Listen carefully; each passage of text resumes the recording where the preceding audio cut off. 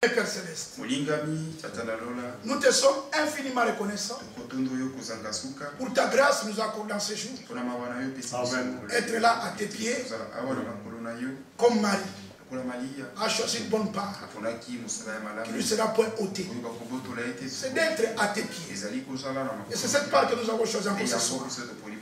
Ainsi, merci de ce que tu as conduit ton serviteur. Voilà que nous laissons qu'il puisse nous parler de ta part. Seigneur, bénis notre frère. Que ton onction soit sur nous. Au nom de Jésus-Christ. Amen. Amen. Que Dieu vous bénisse tous. Amen. Nous pouvons nous asseoir. Vraiment, c'est un grand privilège pour moi d'être au milieu de vous. C'est le Seigneur qui l'a permis. Je sais que peut-être de loin, on se connaît, du moins quelques-uns. Mais ça fait aussi du bien que l'on puisse se rencontrer, ayant la même espérance, partageant la même foi, Amen, pour laquelle nous combattons, Amen, avec l'espérance que bientôt le Seigneur va achever. Amen. Frères, nous sommes tous conscients que nous vivons des temps très particuliers. Le Seigneur revient bien. Amen. Et aujourd'hui, des choses annoncées dans les Saintes Écritures sont en train de s'accomplir. Et nous sommes témoins. Non seulement des observateurs, mais nous prenons part. Nous sommes participants de ce que Dieu est en train de faire maintenant. Que notre Dieu soit loué. Nous allons considérer juste quelques écritures. Vous savez, Dieu agit toujours selon son plan. Amen. Et notre privilège, c'est que nous nous retrouvons dans le plan. Oui. Nous avons tous suivi le dernier service. Il s'agit du testament. Et dans le testament, nous trouvons d'abord les testateurs. Alors, nous devons reconnaître le testateur, l'auteur de ce merveilleux testament, mais aussi dans le testament, nous trouvons les héritiers et leur héritage. Qu'est-ce qui se passe maintenant? C'est de dire aux héritiers, ceci vous appartient, ceci est votre part. Et les héritiers sont conscients de ce qui leur est destiné et chacun prend possession par la foi de ce qui lui a été destiné. Amen. Frère, aussi vrai que nous lisons les Saintes Écritures, nous trouvons aussi que nous sommes dans la Bible. Nous ne sommes pas un peuple en dehors de ce que Dieu fait, mais nous nous trouvons dans les Écritures. Amen. Nous ne trouvons pas que le testateur dans les Écritures, mais nous trouvons aussi les héritiers. Vous devez lire la parole et reconnaître que ce verset, ce mois, Jean, on pouvait lui poser la question, mais toi, qui es-tu? Tu viens du baptême. Mais qui es-tu? Es-tu Élie? Es-tu le Christ? Il dit non, je ne le suis pas. Ce n'était pas de l'humilité.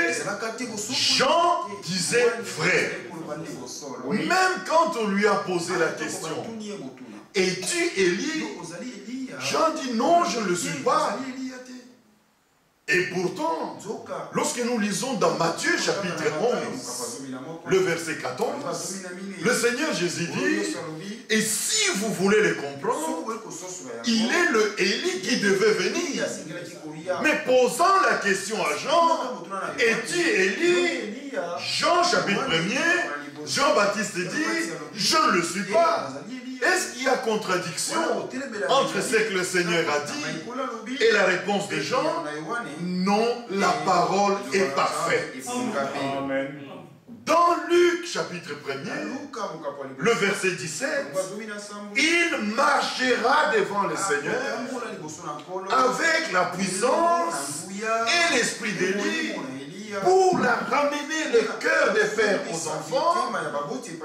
Et l'Écriture continue, afin de préparer au Seigneur un peuple bien disposé.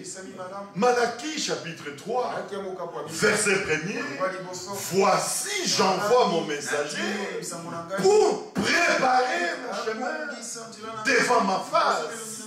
Il était question de préparer. Matthieu chapitre 3, verset 3, Ésaïe 40, verset 3, c'est la voix de celui qui crie au désert, préparez le chemin du Seigneur. Amen. En fait, il est venu pour préparer. Il avait le ministère de la préparation. Et quand le Seigneur dit, il est le Élie qui devait venir, nous comprenons qu'il est venu pour préparer. Mais dans Matthieu 17, le verset 11, le verset 10 d'abord, les disciples posent la question au Seigneur. Pourquoi les scribes disent que Élie doit venir premièrement? Mais le Seigneur répond, il est vrai que Élie doit venir. Élie viendra premièrement. Et qu'est-ce qu'il fera? Il va rétablir toutes les choses. Alors nous comprenons le Élie qui vient pour la préparation et le Élie qui vient pour la restauration. En notre temps, il est question que ceux qui étaient au commencement, après la préparation, prennent place. Le même enseignement, la même prédication qui était au commencement doit prendre place maintenant. Amen. Frères et sœurs, l'achèvement sera glorieux. Amen. Oui. Soyez seulement persévérants dans la patience. Jacques chapitre 5, verset 7. Mes frères, soyez patients jusqu'à l'avènement du Seigneur. Et cette patience, mais envers toi-même, ne nous plaignons plus. Ne soyons pas là à nous plaindre sur notre propre sort. Le Seigneur nous connaît. Le Seigneur connaît les chemins par lesquels vous devez passer. Soyez patients. C'est lui qui a fait la promesse. Et fidèle. Mais s'il vous plaît, soyez patients envers les autres aussi. Amen. Ce n'est plus le temps de se jeter des pierres, de se critiquer, de se lamenter. S'il vous plaît, soyez patients jusqu'à l'avènement du Seigneur. Le laboureur, il prend patience à l'égard des précieux produits de la terre. Nous sommes le champ de Dieu. Nous sommes ses plantes. Et à notre égard, lui, le maître de la moisson, à l'égard de toi, à mon égard, il use de patience. Il sait qu'il doit moissonner. Et il sait quand il te prendra.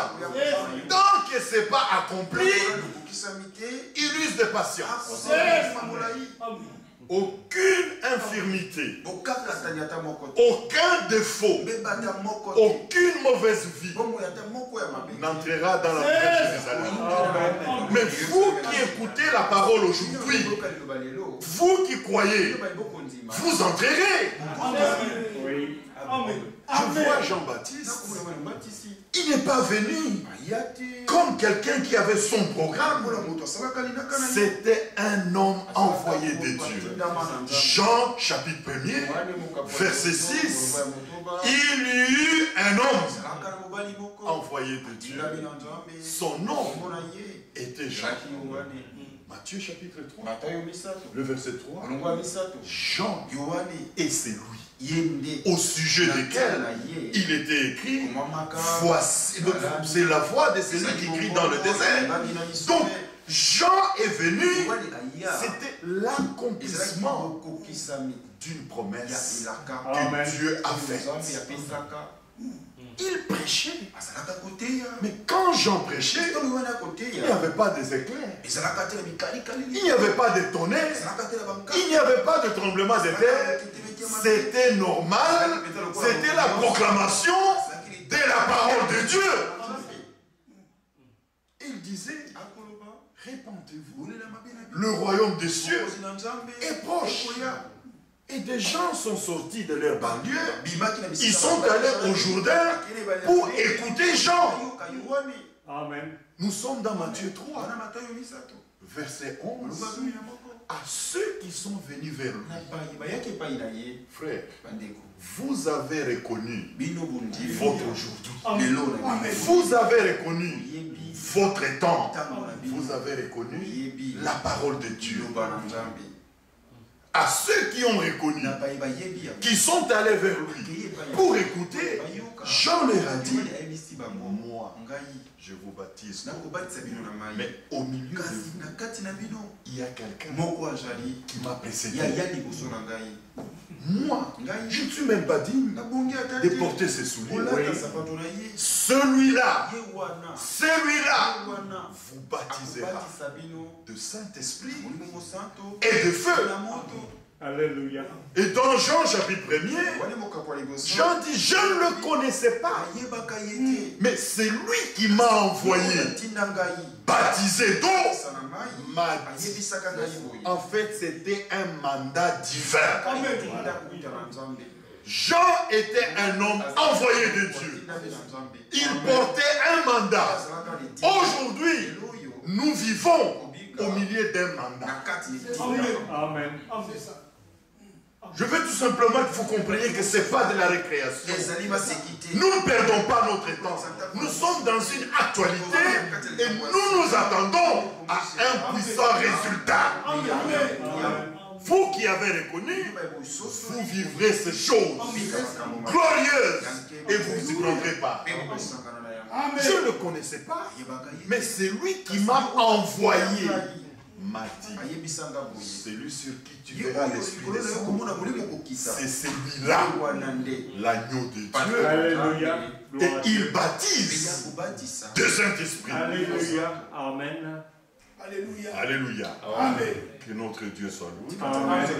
Et il dit, j'ai vu l'Esprit descendre sur lui et je rends témoignage. C'était fini.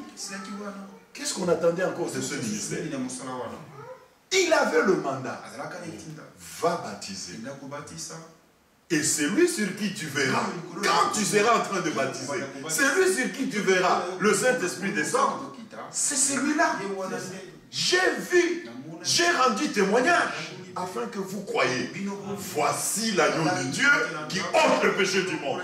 Amen. C'était fini. Il n'y avait pas de tremblement de terre. Comme ce soir, il n'y a pas de sensation, il n'y a pas de vibration. Il prêchait normalement. Et le Seigneur l'a retiré. Acte des apôtres, chapitre 1er. Le Seigneur Jésus revient sur la prédication de Jean. Il dit, Jean a baptisé d'eau, mais vous, dans peu de temps, dans peu de temps. Mais c'est la réalité aujourd'hui. Nous pouvons dire, William Branham a prêché, il a emmagasiné la nourriture, et Wal de France a apporté cette parole jusqu'aux extrémités de la terre. Il a accompli son mandat. Amen. Amen. Mais il faut voir ce mandat à la fin. C'est fini, c'est fini. Matthieu 24, verset 14.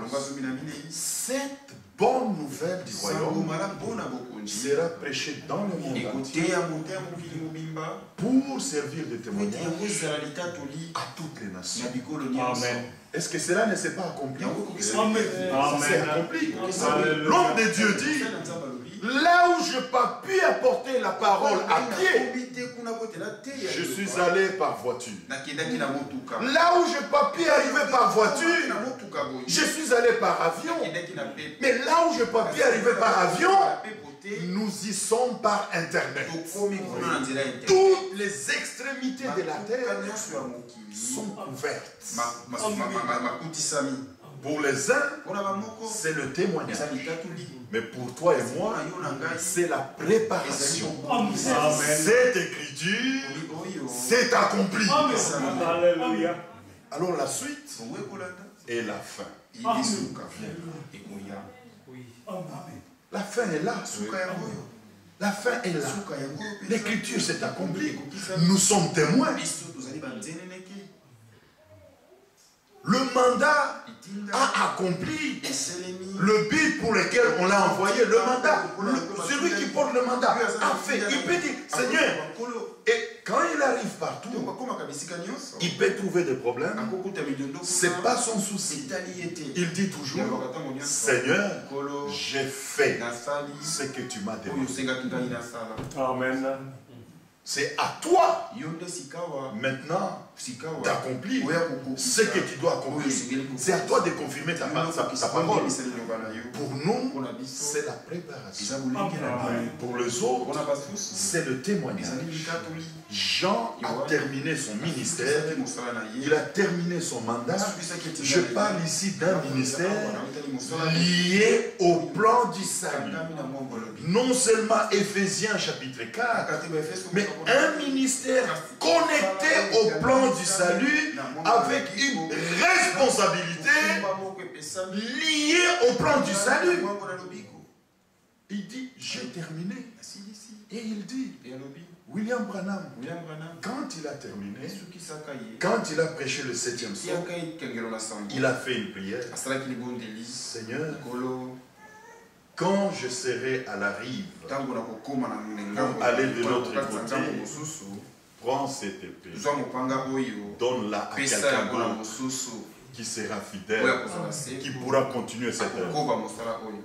Mais c'est lui pour qui la prière était faite, le concerné. Lui, il dit, moi, je ne prierai pas comme ça. Je n'ai pas quelqu'un d'autre à qui je vais remettre ça. Moi, je remets tout au Seigneur. Amen.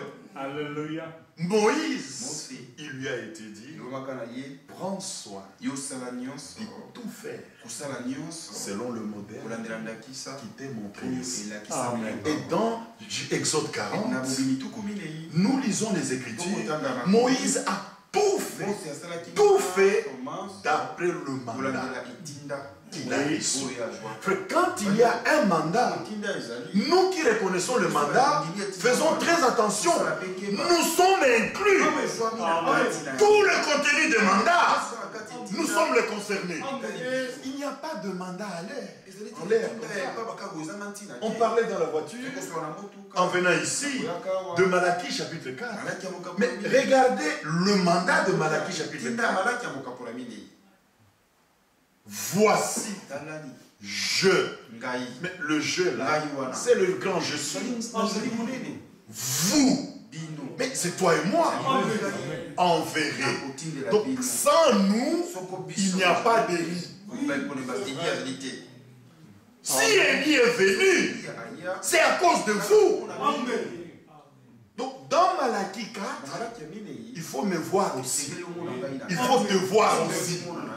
Il n'y a pas que Élie, il y a le je et il y a le vous. Amen. Alléluia. Donc nous nous retrouvons dans le mandat et nous attendons expérimenter ce qui a été promis.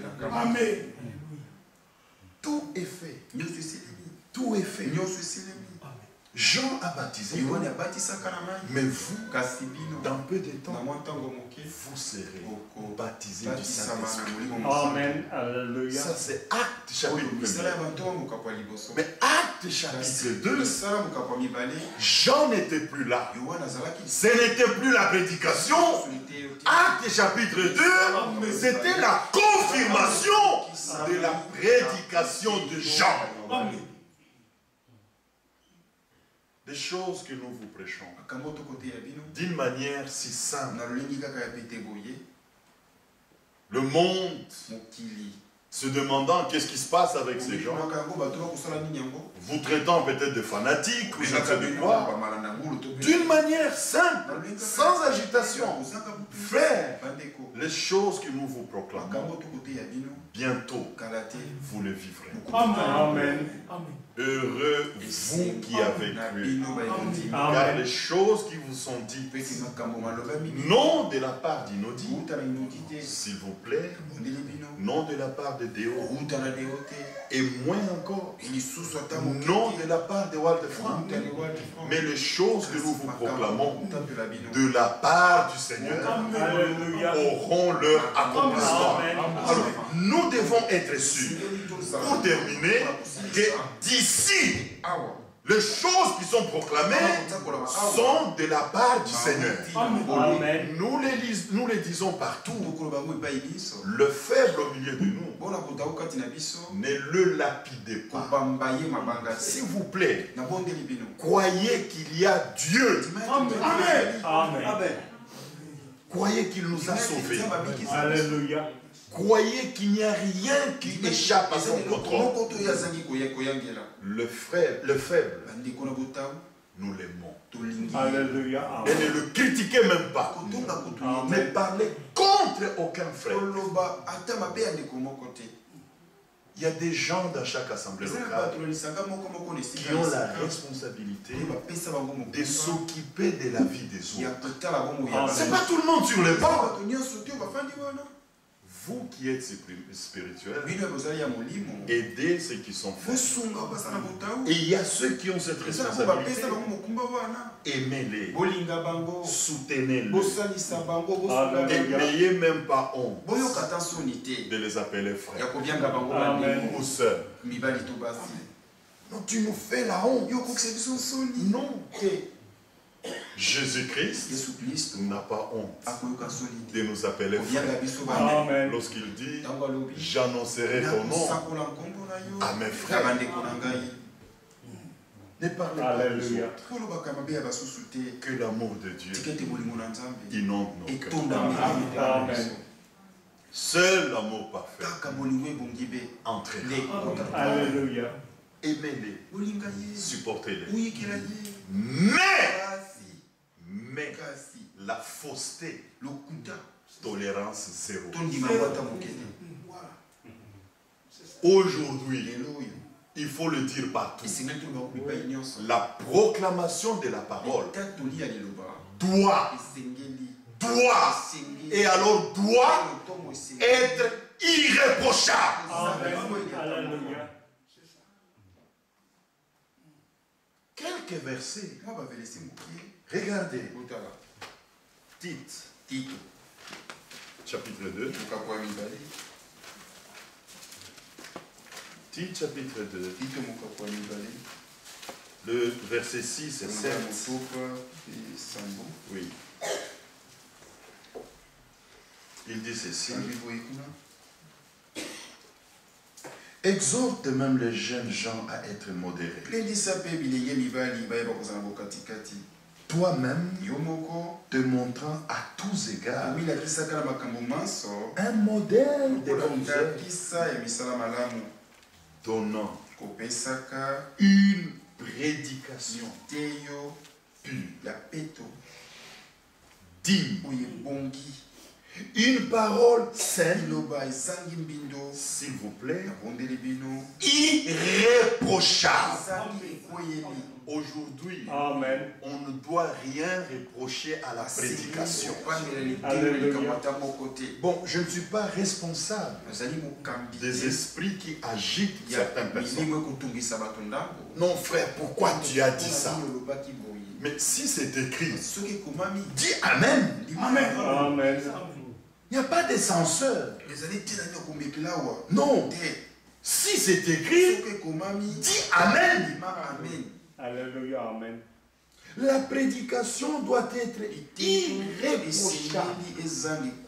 Pourquoi? Éphésiens, chapitre 1er. Éphésiens, chapitre 1er. Verset 4. En lui, Dieu nous a élus avant la fondation du monde. Pour quel but? Pour que nous soyons saints et irréprochables devant lui. Est-ce que vous comprenez? Amen. Ce n'est pas une décision prise dans le temps. Elle est prise avant le temps. Alléluia. Amen. C'est-à-dire dans l'éternité. Dieu a décidé que devant lui, vous serez saints et irréprochables. Amen. C'est ça. Donc vous devez voir la fin selon la décision prise avant le commencement. Amen. Avant le commencement, il a décidé. À la fin, ça doit être ce qu'il a décidé. Alléluia. Amen. Pour que nous soyons saints et irréprochables. Pour que nous le soyons, il faut que la parole soit apportée de manière irréprochable. Amen. Nous ne voulons plus ces gens qui s'excusent à la chair. Oh non frère, c'est de l'orgueil. Non, ce n'est pas de l'orgueil. Moi, Ziaka Deo, j'ai prêché de fausseté. Oui. Et par la grâce, nous avons corrigé. William Branham a touché aussi des choses sur lesquelles il s'est trompé. Et il pouvait dire, si le Saint-Esprit n'était pas venu, j'allais commettre une erreur grave. Mais il y en a un qui dit, depuis que j'ai commencé à écrire et à prêcher, je n'ai jamais corrigé. Vous comprenez ça? Ce n'est pas de l'orgueil. Nous sommes dans les Écritures. Ce n'est pas de l'orgueil. Parce qu'il y a le sceau de la prudence et de la fidélité. Amen. Ce sceau-là, c'est Dieu lui-même qui l'a marqué sur ce ministère. Alors il dit, je n'ai jamais corrigé. Nous retournons dans les Écritures. 2 Timothée, chapitre 1er, le verset 13. L'Écriture dit, retiens. Vous pouvez y aller, mais nous sommes ensemble. Retiens. Toi qui apportes la parole, retiens dans la foi et dans l'amour qui est en Jésus-Christ le modèle. Amen. Le modèle de quoi? Le modèle des saines paroles. Amen.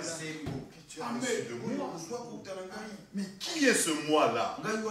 C'est celui-là qui dit, je vous ai enseigné ce que j'ai reçu du Seigneur. Alléluia. Amen.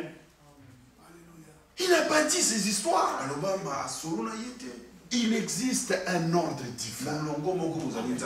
Dieu lui-même, il n'a pas placé le ministère au même niveau. Non. Il y a des ministères qui sont connectés au plan du salut, qui ont une responsabilité particulière. Alors, il y a un modèle. On ne doit plus parler comme ça à notre dispersé. Et après, excusez-moi, je me suis dit, non. Première règle, retiens dans la foi et dans l'amour qui est en Jésus-Christ le modèle des saintes paroles. Alléluia. chapitre 2, verset 1er. Toi, mon enfant, fortifie-toi dans la grâce qui est en Jésus-Christ. Et ce que tu as entendu de moi, confie-le à des hommes fidèles, capables de l'enseigner aux autres. La nourriture qui est proclamée maintenant, avec un ministère qui a le sceau de la fidélité et de la prudence, nous la prenons sans particularité, sans spécialité, mais dans l'équilibre parfait des Saintes Écritures, nous l'apportons aussi à vous. Et nous nous tenons devant vous, nous vous disons, étant connectés à cette nourriture, nous ne corrigerons pas. Amen. Alléluia. En dehors de cet ordre divin, nous avons dit des histoires, et par la grâce de Dieu, nous avons corrigé. Mais maintenant, étant connectés à cela, nous apportons la parole avec la même certitude, la même révélation, nous attendons au même résultat. Amen. Ici à Orléans, la parole doit retentir comme elle retentit à Krefeld. Oui. S'il vous plaît, comme elle retentit à Kigali. Parce que ce n'est pas Franck qui parle, ce n'est pas Inodi qui parle, ce n'est pas Déo qui parle, c'est Christ qui parle. Amen. Si c'est la même voix, ça doit être le même discours. Tolérance zéro. La même nourriture, nous la distribuons et nous nous attendons au même résultat. Le résultat, c'est que vous, devant lui, vous soyez irréprochables. Éphésiens chapitre 5, le verset 27, il dit, non, je ne traîne pas, on ne prend pas de temps. C'était juste une salutation. Éphésiens chapitre 5, le verset 27. Afin de faire paraître devant lui, pas devant les critiqueurs, pas devant les calomniateurs, mais devant lui, cette église glorieuse, sans tache, ni ride, ni rien de semblable, mais sainte et irréprochable. Alléluia. Que Dieu soit loué. Pour que cela arrive, il faut que l'eau dans laquelle nous nous lavons soit sans reproche.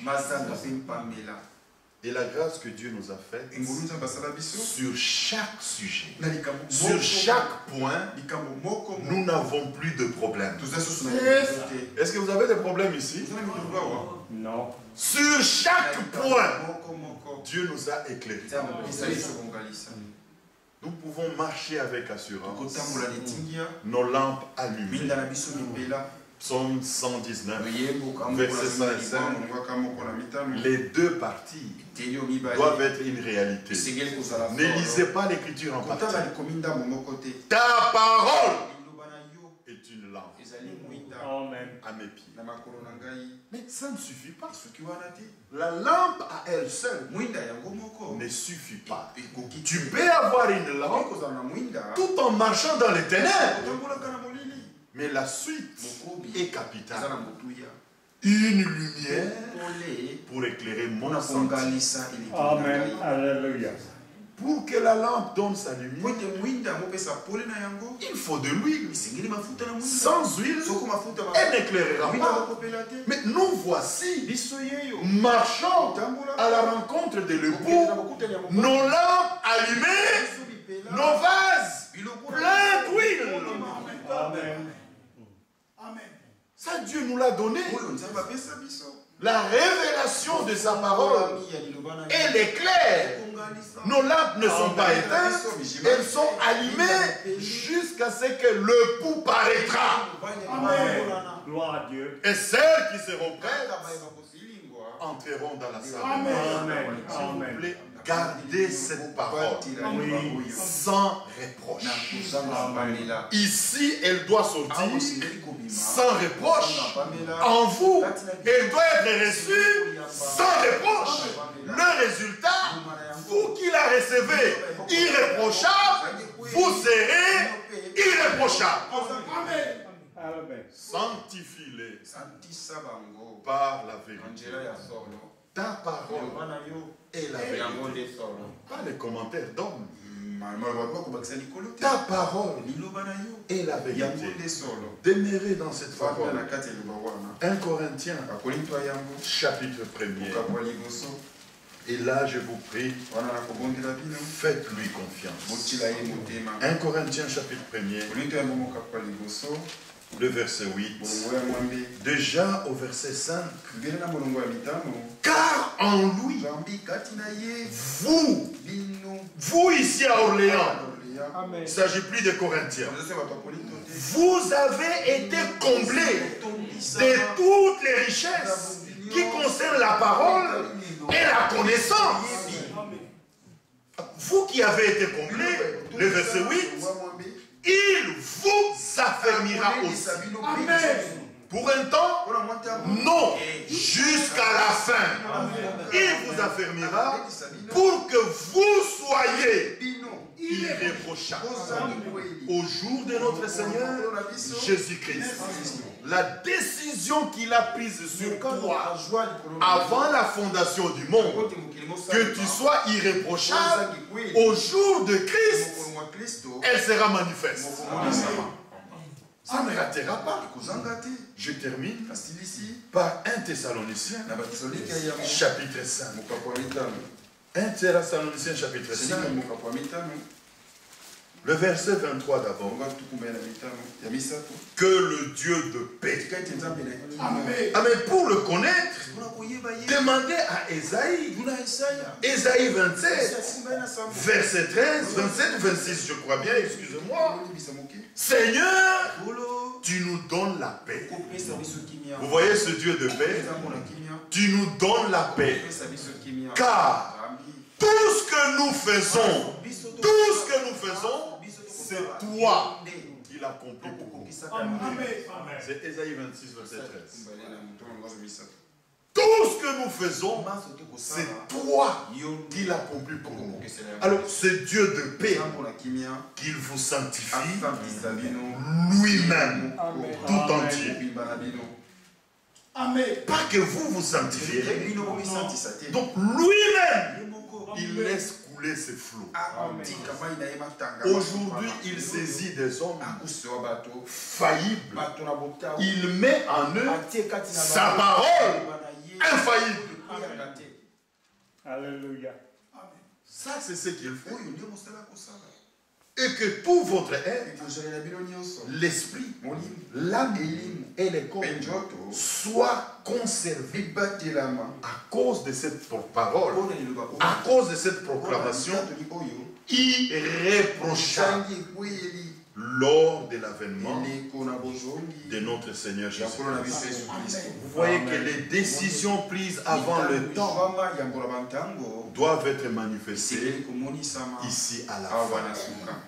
Ce qui est merveilleux, verset 24, c'est lui qui vous a appelé et fidèle. Alléluia. Et c'est lui qui le fera. Amen. Pourquoi douter? Pourquoi se lamenter? C'est lui qui vous a appelé. Il est fidèle. C'est lui qui le fera. Il le fera. Amen.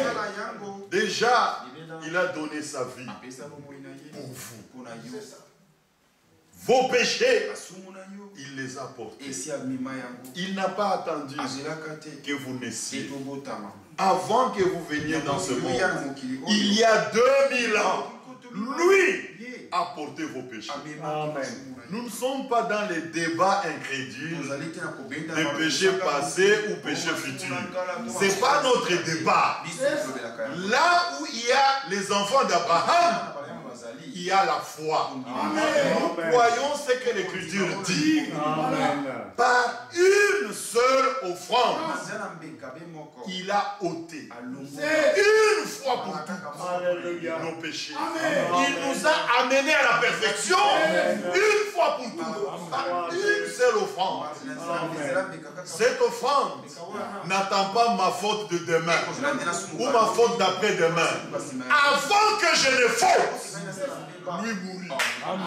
Et il a tout porté. Croyez au pardon de vos péchés. Croyez en la justice de Dieu. Il a tout porté. L'offrande du corps de Jésus-Christ, je ne dis pas qu'elle nous ramènera. Non, ramener dans la position d'avant la chute.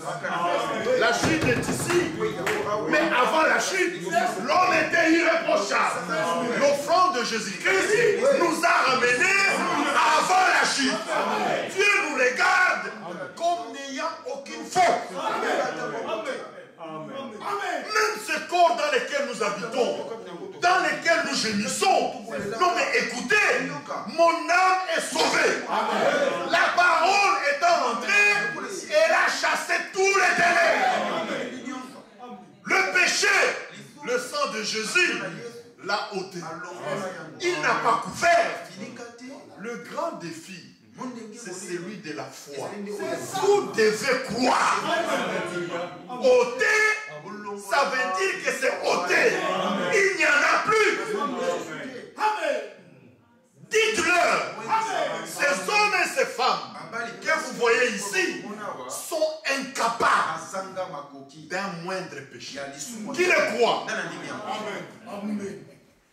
Ces hommes et ces femmes sont incapables, alors totalement, d'un moindre péché. On ne trouvera pas en nous le péché de l'incrédulité. La semence de Dieu est en nous. Sa parole a été déposée en nous. Si sa parole est en toi, tu es incapable.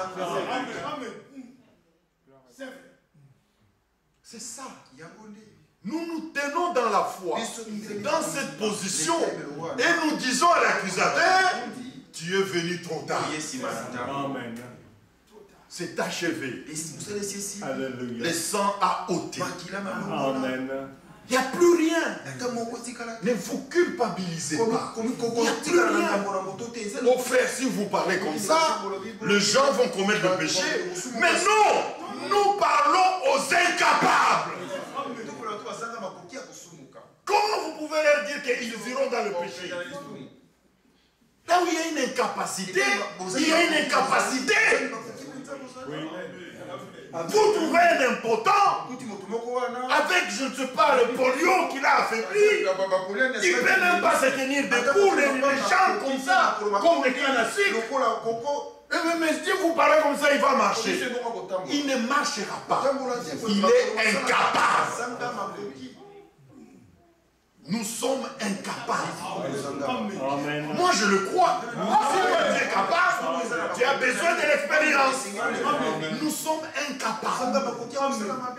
Ces incapables de tout péché habitent encore dans un corps non encore racheté. Eux sont rachetés. L'âme est rachetée.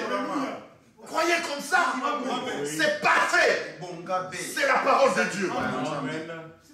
Vous êtes rachetés, sauvés, amenés à la perfection une fois pour toutes. En mourant à Golgotha, il vous a sauvés. Il a porté vos péchés. Enseveli, il a été emmené là-bas avec vos péchés, mais sorti de la tombe sans péché. Vous tous qui croyez, vous avez été régénérés par la résurrection de Jésus-Christ. Le ressuscité, celui qui est ressuscité sans péché, vit en vous. Sa vie est en vous.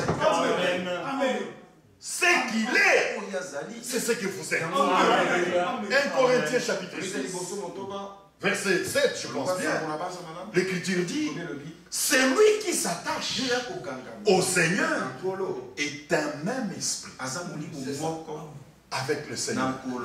Croyez-vous que nous sommes un même esprit? L'homme qui s'attache à la femme deviennent tous une même chair. Et nous qui nous attachons au Seigneur, nous devenons un même esprit. Si vous voyez le péché en nous, donc le péché est en Christ. Incrédule. S'il y a le péché en nous, Christ est-il ministre du péché? Non. C'est le souverain sacrificateur qui a traversé les cieux de cieux avec son propre sang et il a répandu son sang sur le propitiatoire céleste. Dieu ne voit plus rien. Dieu ne voit plus rien. Recevez ça ce soir. Partez comme des pardonnés. Partez ayant la paix. Étant justifiés par la foi, nous avons la paix avec Dieu.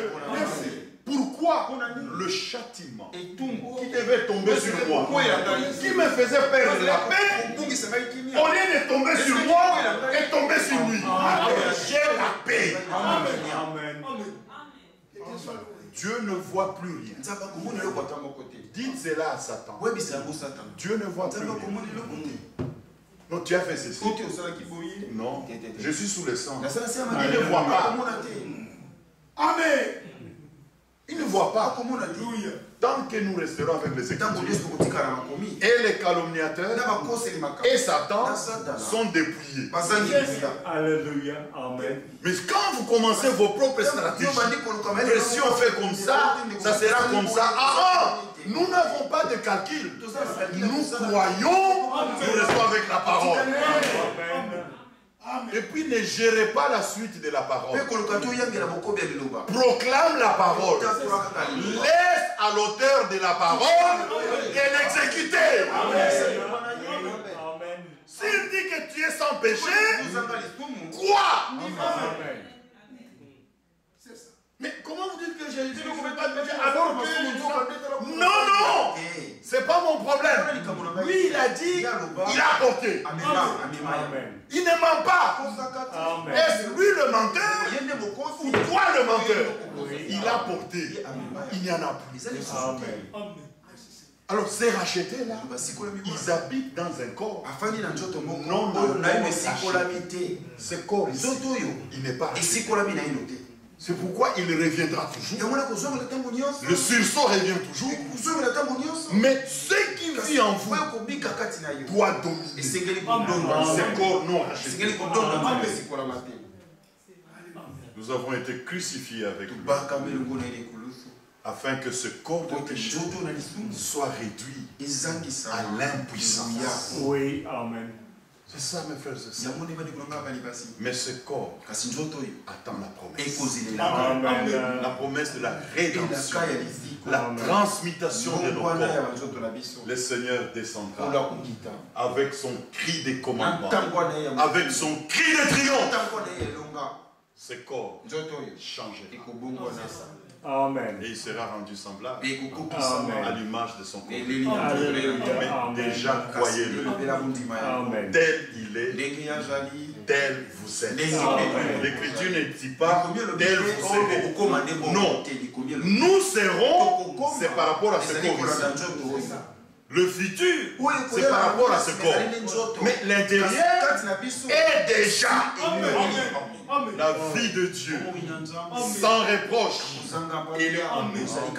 Mais ce corps changera. Le premier Adam, tiré de la terre, et de lui est sorti Ève. Celui qui a été tiré de la terre, faillible, celle qui est sortie de lui, ne pouvait qu'être faillible et ne pouvait que tomber. Oui. Il y eut le premier Adam, il y a aussi le dernier Adam. Amen. Du dernier Adam, lui, le céleste, est sorti l'épouse. Vous le croyez? Croyez-vous que nous sommes sortis de lui? Nous qui sommes sortis de lui, tel il est, tel nous sommes. Lui ne pouvait pas tomber. Vous comprenez? Adam pouvait tomber. Celle qui est sortie d'Adam pouvait aussi tomber. Mais le Seigneur Jésus-Christ, le dernier Adam, ne peut pas tomber. Amen. Quand nous prenons Matthieu, nous voyons comment il a résisté par rapport à l'Écriture. Nous disons, nous aussi, qui sommes sortis de lui, nous ne pouvons pas. Vous le croyez? Nous ne pouvons pas tomber. Par rapport à la parole, nous ne tomberons pas. Amen. Que Dieu vous bénisse. Merci. Amen. Attendez, bientôt, vous verrez. Amen. Les choses qui vous sont proclamées seront une réalité. Amen. Ne programmez rien. Ne fabriquez rien. Ils vivaient normalement, mais ils attendaient la promesse du Père. Ce jour-là, le soleil s'est levé. Il n'était pas bleu. Il n'était pas violet. Il était tel que nous le voyons. Mais ce jour-là, tout à coup, bientôt, la pluie tombera. Amen. Que Dieu vous bénisse. Au nom de Jésus-Christ. Amen. Amen.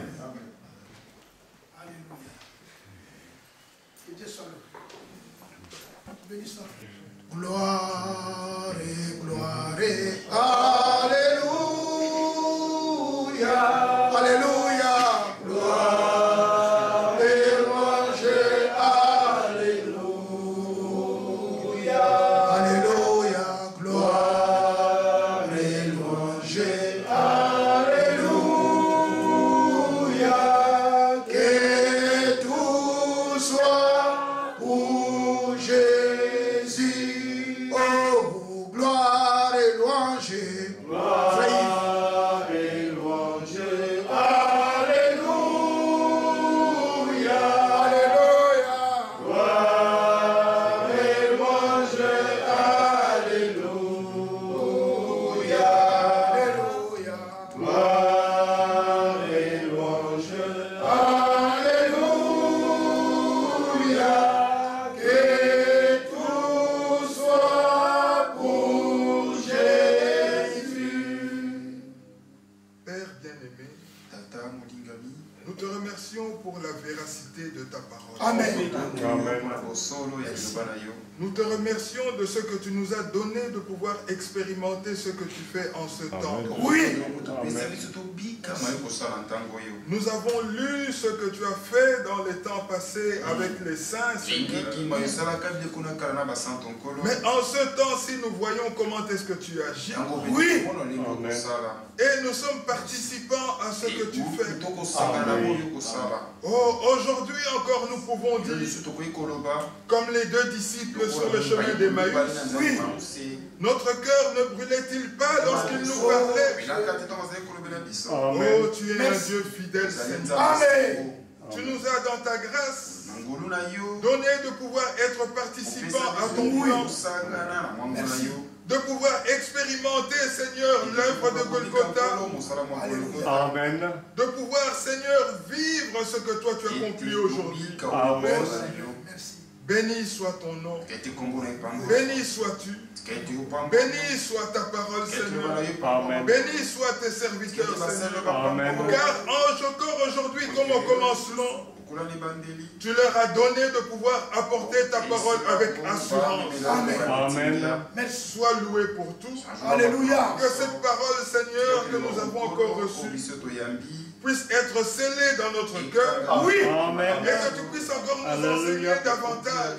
Amen. Que chacun, encore aujourd'hui, puisse retourner avec l'assurance du salut. Amen. Merci. Que la gloire te revienne. Alléluia. C'est dans le nom de Jésus-Christ que nous t'avons supplié. Merci. Amen. Amen. Amen. Amen.